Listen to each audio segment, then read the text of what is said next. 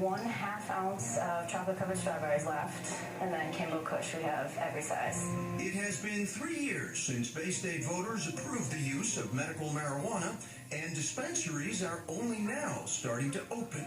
It's been very steady. It's been very busy, but there's no waits, there's no lines. In Good Health, the new medical marijuana dispensary in Brockton. Well, the idea was to create an environment that was more like a pharmacy. David Noble, whose family has a background in nursing homes, heads up this operation. It was important that they could see my staff, talk to my staff, see our products, ask questions, and that's what we ultimately created here. Patients must show ID as well as their state-issued marijuana patient card. It is a seed-to-sale operation. All cannabis sold here, grown here. The demand is there, and it's only increasing. We first met John Napoli several years ago.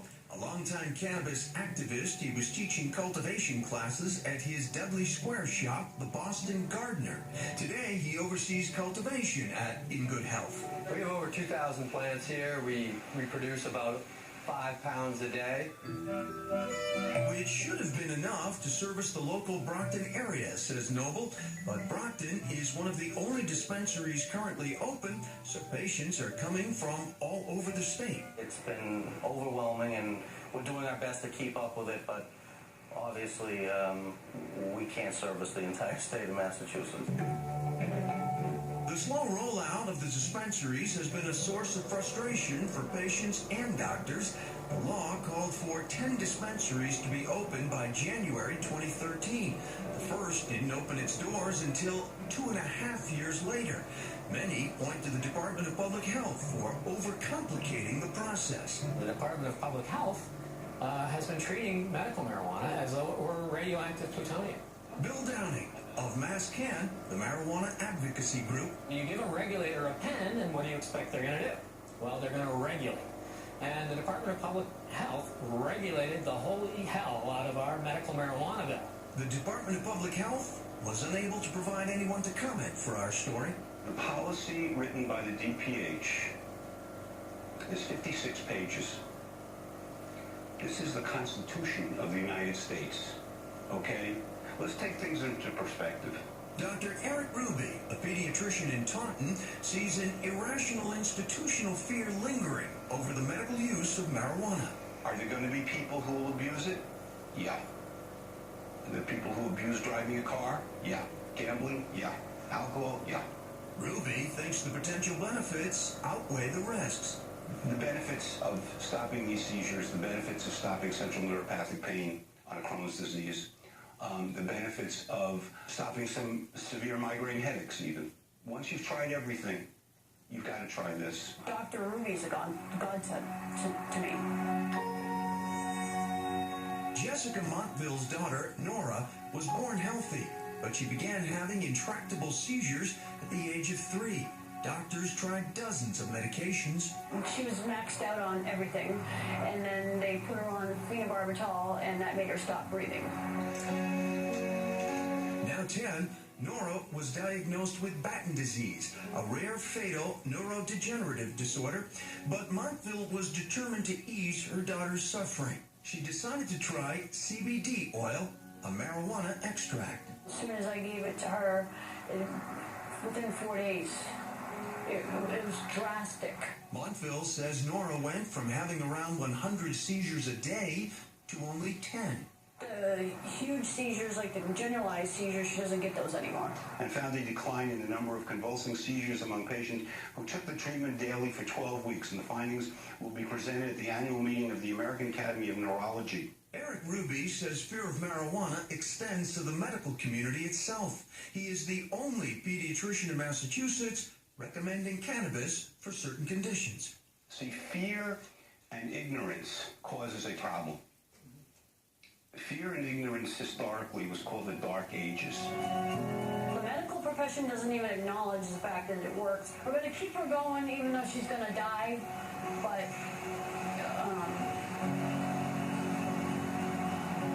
it's not their call. They shouldn't play God and not give up on little children. Now, Now, we should point out that Dr. Ruby has been in practice for 38 years and has had thousands of patients. He has recommended cannabis to only 20 of his young patients, mostly for seizure disorders. Meanwhile, Dr. Dimitri of the Mass Medical Society does not think the DPH has over-regulated medical marijuana. He says we have strict oversight of pharmaceutical drugs, and cannabis should be no different. Up next, an entrepreneur sees an opening. We said the Mary Kay of Mary J. Bringing the head shop home when Chronicle continues.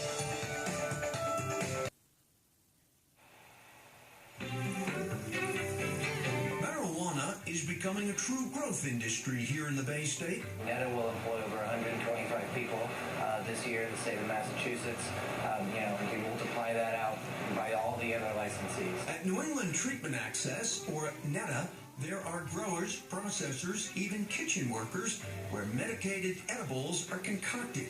And the local security industry should see effects as well. We have 24-hour life security here at this facility.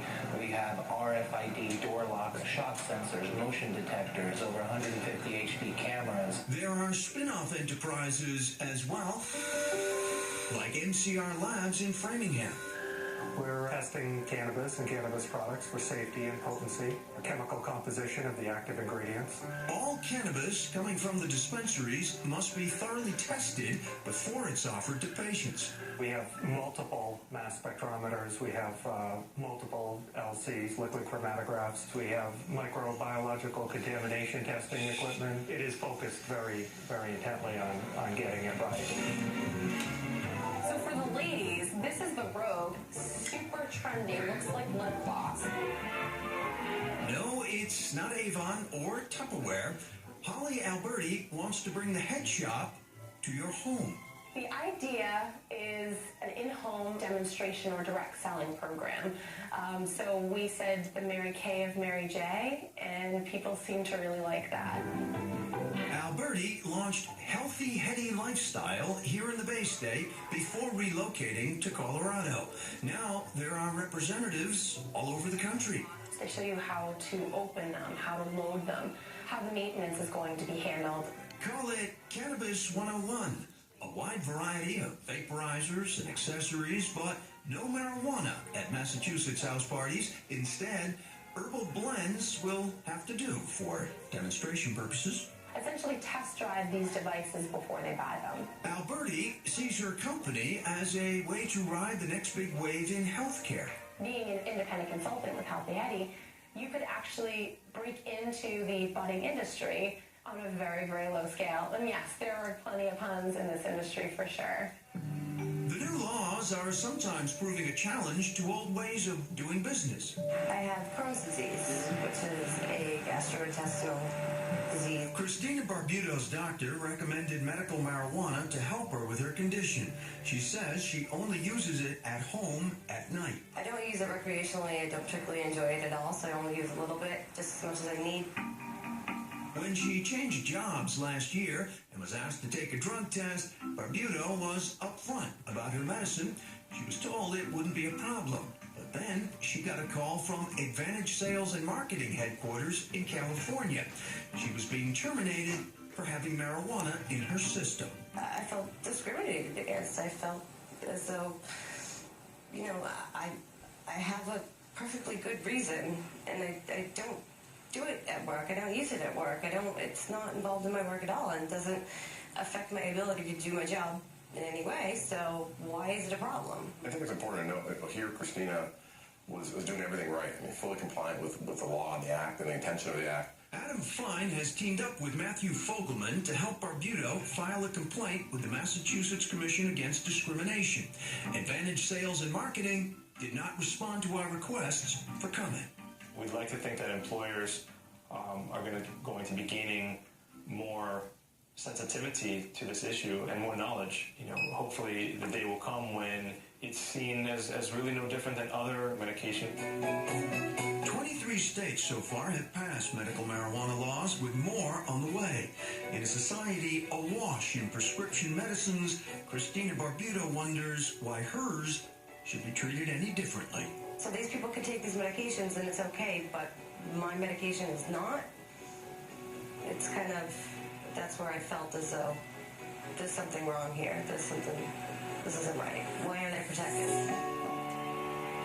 Christina Barbito is believed to be the first case in Massachusetts to raise the issue of someone being fired for using medical marijuana, but it's likely hers won't be the last. That's why she and her lawyers think it is important to set a precedent and lay out the rules in this relatively new legal landscape. Up next, a bit of a history lesson.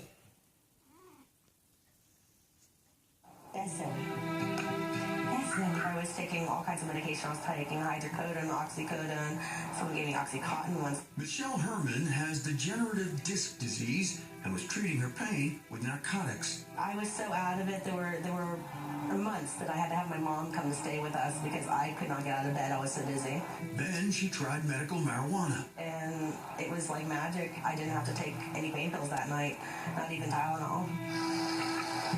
Others are using marijuana in less conventional ways. I strongly feel that if I had a year to be doing what I'm doing right now, that there's a strong possibility that I would not have had to have that thing removed, that prostate removed. Alan Herring has prostate cancer.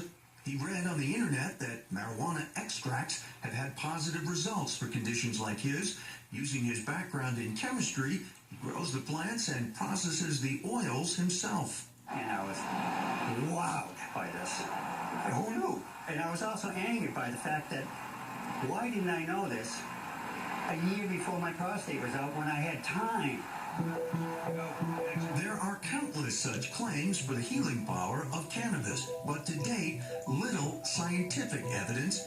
Federal law has effectively chilled cannabis research for the last 70 years, despite a long history of medicinal use. It was listed in the pharmacopoeia from 1850 to 1942. Doctors wrote prescriptions for this medicine. It was listed as a medicine and used for ailments from nausea to forgetfulness to chronic pain to contractions, and the list goes on and on. Meanwhile, the local dispensaries are moving forward in the face of a peculiar legal limbo, state-sanctioned, though federally prohibited. We do what we do here to the letter of the law. So we only sell to patients. We don't sell anything else besides medical marijuana. We have certified audits. So we're doing everything we can to be as legal as possible while still being federally illegal to operate. Medical cannabis has been illegal for 70 years. And for the rest of human history, mankind has actually used this plant for medicinal purposes. This is a historic moment. And so, we definitely are well aware of that and are 100% committed to doing this the right way.